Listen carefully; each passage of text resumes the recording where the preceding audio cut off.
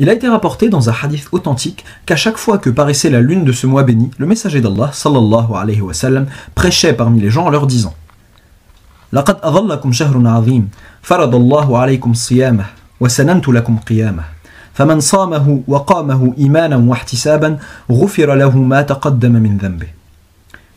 Un mois grandiose vous a couvert de son ombre. Un mois dont Allah vous a prescrit le jeûne et dont je vous ai montré la prière de nuit comme voie. Dès lors, à quiconque le jeûne ait pris de nuit, parfois et par attente de la récompense de son Seigneur, seront pardonnés les péchés antérieurs. Il vous suffit comme preuve de l'importance particulière de ce mois d'entendre cette glorification que le messager d'Allah sallallahu alayhi wa sallam répète, pas seulement à l'attention de ses compagnons, mais à sa communauté tout entière. Comment pourrait-il en être autrement alors que c'est le seul mois dont Allah a évoqué le nom dans son livre clair? Allah, pureté et toute puissance à lui, a donné à ce mois béni, le mois de Ramadan, un privilège, en éternisant son nom dans son livre clair. Cependant, les frères, je ne veux pas réitérer le discours que vos oreilles entendent de manière répétitive, chaque année, en de tels jours, à propos de l'importance de ce mois béni, etc. Cette importance qui se manifeste par les miséricordes d'Allah, par son pardon, par sa délivrance, par sa rémission d'un très très grand nombre de péchés des errants, des coupables, ceux qui se sont éloignés de sa voie, ceci est une parole répétée et réitérée, et peut-être l'avez-vous entendu à des occasions et lors de discours traditionnels fréquents. Je veux au contraire attirer l'attention sur autre chose. Tout comme ce mois a des bénédictions qui descendent de la part d'Allah, pureté et toute puissance à lui, matérialisées par ces choses que vous avez apprises et entendues à plusieurs reprises, ce mois a aussi des fléaux, dans lesquels l'homme doit se garder de tomber.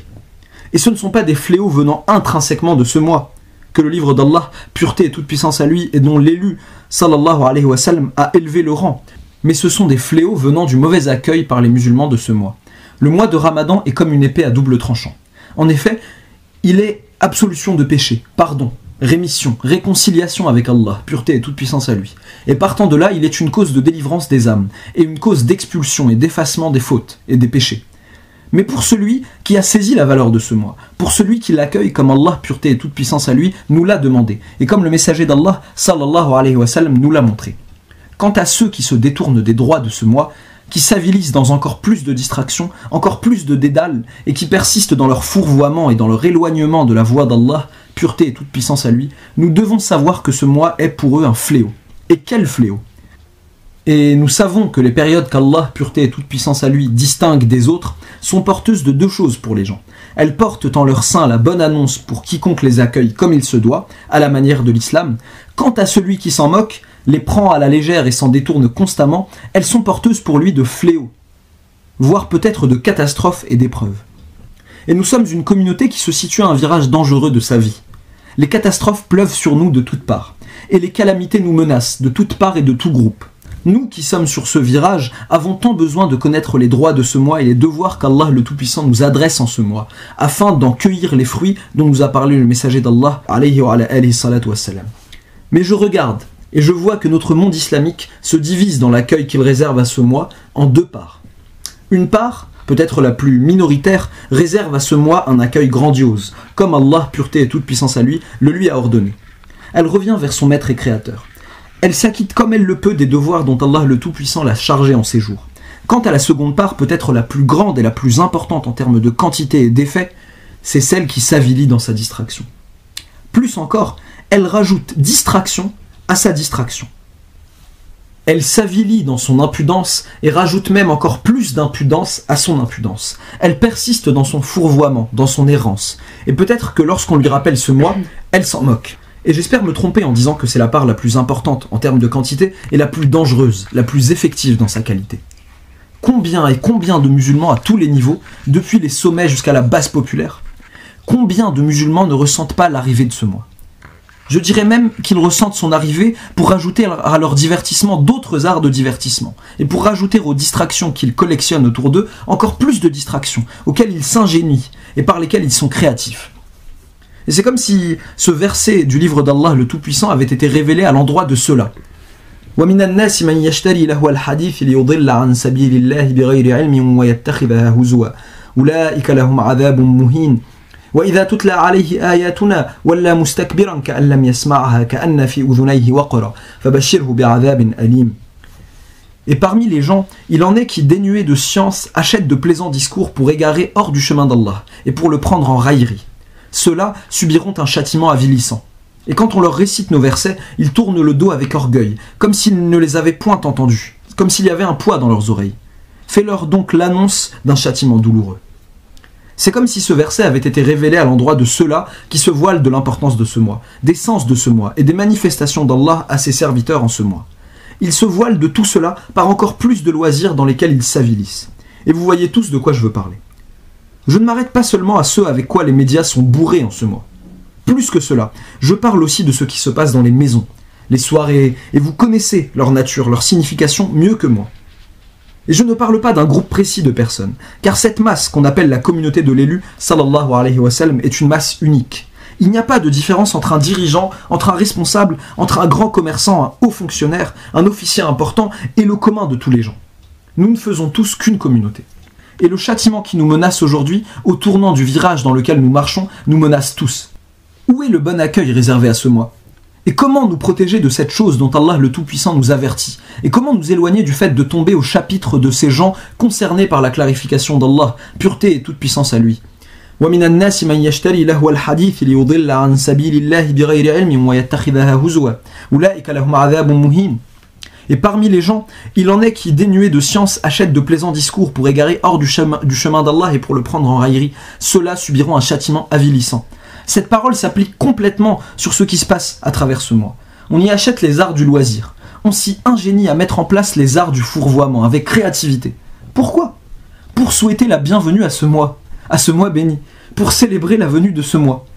Combien de gens veillent la nuit sans savoir comment en découper les heures ? Comment la passent-ils ? Par des causes de toutes les couleurs de l'éloignement d'Allah le Tout-Puissant et de sa miséricorde, pureté et toute puissance à lui. Cela est une chose. Autre chose, les droits de ce mois, les frères, sont grandioses. Et l'emblème que porte le Seigneur, qu'il met dans ce mois et dont il nous donne la responsabilité et la garde, est grand. Où sont donc ceux qui respectent l'emblème de ce mois, duquel Allah, pureté et toute puissance à lui, l'a couronné ? Je vous le dis, et vous le savez tous, lorsqu'en ce mois, l'un de vous entre dans un quelconque service administratif, dans un quelconque ministère, il devrait voir l'emblème de ce mois briller, étinceler, et son sens grandiose, descendu par le Seigneur des mondes, se profiler comme se profile le soleil depuis son levant. Mais nous regardons, et nous trouvons que l'emblème de ce mois est absent, que la valeur de ce mois est effacée, que les breuvages de tout type sont servis exactement comme le reste des jours et des mois, comme le reste du temps. Où est la valeur de ce mois ? Elle est repliée. Où est l'emprise de ce mois descendu des hauteurs de la Seigneurie ? Ils l'ont jeté derrière leur dos. Alors que nous sommes, et je vous le dis une fois encore, menacés dans nos fortunes, menacés dans nos patries, menacés dans nos droits en général, menacés dans ce qui reste de nos valeurs. Et au cas où vous ne le sauriez pas, je vous dis la cause de cette menace et sa provenance réelle. La cause de cette menace, c'est que nous avons perdu le dépôt. Nous avons trahi le message. Lorsque nous avons fait cela, Allah, pureté et toute puissance à lui, nous a envoyé des gens pour nous cerner, pour nous menacer, pour se moquer de nous et nous prendre à la légère. Et ces gens n'auraient jamais pu menacer la communauté de l'élu si elle respectait encore le pacte, si elle marchait encore sur la voie. C'est pourquoi les frères, je ne veux pas que vous limitiez vos pensées et vos regards aux visions splendides, desquelles vos yeux s'emplissent tous les soirs, visions qui vous grisent et vous exaltent, de telle sorte que vous en faites la louange à Allah le Tout-Puissant. Lorsque vous voyez les gens, seuls ou en groupe, se précipiter vers les maisons d'Allah, pureté et toute puissance à lui, pour la prière de nuit, dont le messager d'Allah, alayhi wa ala alihi salatu wa salam, nous a vanté les mérites.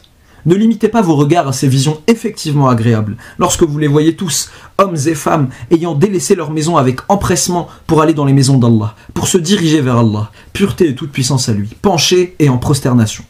Cela, ce n'est qu'une partie, une part de cette communauté. Méditez sur l'autre partie. Méditez sur l'autre réalité, méditez sur les autres couches de la communauté de l'élu, alayhi wa alihi salatu wa salam, et demandez-vous où est le droit de ce mois dans leur vie, où est l'imploration de nuit adressée à Allah, pureté et toute puissance à lui, où est la réconciliation avec Allah, pureté et toute puissance à lui, où est le retour vers le sanctuaire de l'esclavage.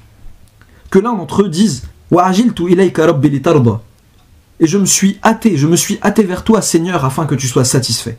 J'étais perdu, et aujourd'hui, me voilà aujourd'hui de retour vers toi. J'implore ton pardon, et je me repens vis-à-vis de toi. Cherchez, de vos yeux et de votre clairvoyance, cherchez ces gens-là, vous ne les trouverez pas. Et vous trouverez certes à la place ce qui est une menace pour nous, dans ce qui nous reste de sécurité, dans ce qui nous reste de possessions morales et matérielles. Ce sens est ce que je voulais dire lorsque j'ai affirmé que le mois de Ramadan était une épée à double tranchant. En effet, il vient à la communauté porteur de bonnes nouvelles dans une main et porteur d'avertissement dans l'autre. Il porte la bonne nouvelle à la communauté si elle accueille ce mois en repentir, en regret, en réconciliation sérieuse et véridique avec Allah, pas avec des paroles traditionnelles. Et il porte l'avertissement à quiconque prend ce mois à la légère, et à quiconque y voit l'occasion de paroles traditionnelles, à quiconque y voit des occasions traditionnelles d'actions qui se répètent et se réitèrent, des actions qu'on étend en ce mois et qu'on replie lorsque ce mois s'en va.